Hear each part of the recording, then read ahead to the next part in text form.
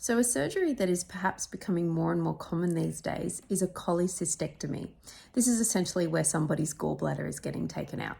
And this can arise when somebody has extreme pain in their upper right quadrant, up in this sort of area. And essentially it's where there is inflammation of the gallbladder. And this can be caused by a couple of different things. But one that is really a big cause of gallbladder removal is actually having gallstones. And so this can cause some pretty severe pain in these people that are experiencing it. And often the first thing to do is to just take out that gallbladder because it can be quite serious. But in my mind, I'm thinking, what on earth actually causes somebody to get something like gallstones? And how can we actually prevent this? So in order to understand gallstone formation, we really need to understand what bile is made of. So bile is a substance that is produced actually in the liver, and then it gets stored in the gallbladder. So the gallbladder is essentially just concentrating the bile, and bile will then be excreted out from the gallbladder when we've consumed food, and it just helps to emulsify fat, so essentially break them down to a point where enzymes from the pancreas can then break them down further, and then we can absorb them. So the major components of bile is actually bile acids like cholic acid and deoxycholic acid, and cholesterol. Now what's really interesting is we make these bile acids, but then each time we use them and secrete them out in the bile, we actually reabsorb them back through, they go back to the liver, and then we reuse them again. And so this kind of circulates round and round. But what happens if somebody has inflammation in the small intestine?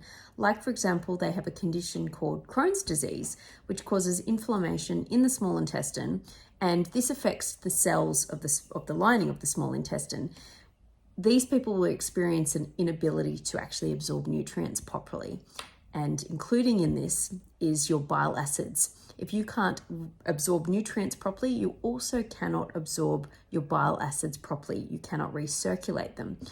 What this causes is you end up having less of these bile acids to be able to chuck into the bile.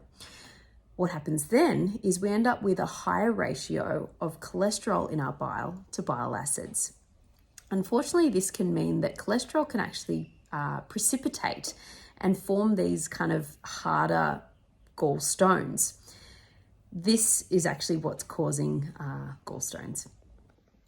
So as you can imagine, if you have these hard sort of cholesterol-filled stones starting to form within, either the gallbladder itself or the liver as you're creating bile, these can actually move down and through the little ducts that are draining out of the liver or the gallbladder, because essentially these little ducts are actually draining the bile, and it's going to flow down into the small intestine, where it will then obviously mix with the food that we've just consumed. But these stones can essentially get caught anywhere throughout these little tiny ducts.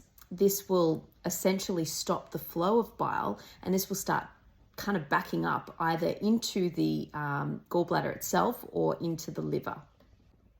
So what you might actually see if you have gallstones on blood work is raised ALP and GGT, which are to do with the gallbladder specifically, or AST and ALT, which are to do with the liver. Another important thing to think about here as well is that when we have our bile created by the liver, it goes down into the gallbladder, and as I said, it just sits in there and concentrates until we eat a fat bolus. But if we're not going to be eating much fat, then that gallbladder doesn't really need to be kind of used as much. So that bile that's just sitting there concentrating doesn't really need to be squirted out because we're not really eating much fat. So over time, what can actually happen is that bile will then kind of just sit there and just like coagulate and thicken. So what's really important to understand too is that we need to sort of give it a reason to actually expel that bile, and so that it can be pushed into the small intestine. If this isn't happening, it's going to thicken and coagulate. So maybe for some people with a genetic susceptibility, if you are just not really ever eating enough fat, this could possibly lead to gallstones as well. So like everything in the body, obviously genetics play a role, but I think it's important to understand these mechanisms because we can see how, for example, in a situation like this, we want to look a little bit deeper into is there actually some kind of inflammation going on in our gut? Like, do we have a condition like Crohn's disease, for example, that could be affecting our ability to actually reabsorb nutrients or reabsorb things like bile acids?